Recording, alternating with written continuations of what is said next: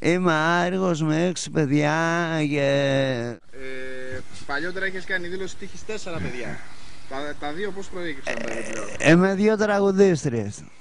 Να σου πω, Ανδρέα, Μία από την Κρήτη και μία από την Πάτρα. να σου πω, Ανδρέα, τώρα με τις εκλογές τι βλέπεις? Τίποτα, είμαι με όλους εγώ. Θα πάει να ψηφίσεις, Ανδρέα? Θα πάω να ψηφίσω.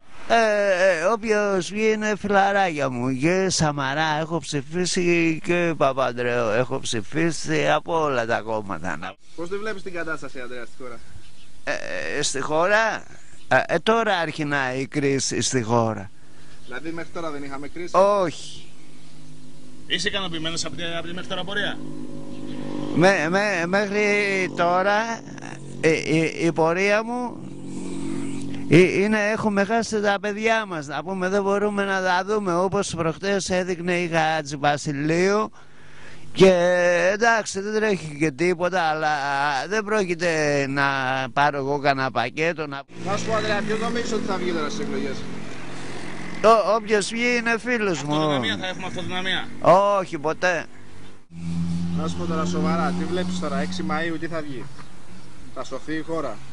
Όχι, δεν σώζεται η χώρα. Μόνο εγώ θα τη σώσω τη χώρα με την κυρία Μαρία. Ποια είναι η κυρία Μαρία? Αυτά είναι ό,τι θέλω εγώ κάνω. Είναι μυστικά αυτά, τα λες? Για πες. Τον πύργο, την κατάσταση πώς τη βλέπεις? Δηλαδή σε σεισμούς βλέπω, να πούμε, να πέφτει όλος ο πύργος. Αυτό πώς προκύπτει, τι βλέπω, πώς σου ήρθε τώρα? Μου ήρθε από τη Σάγινθο να κάνω σεισμούς και καταποντισμούς.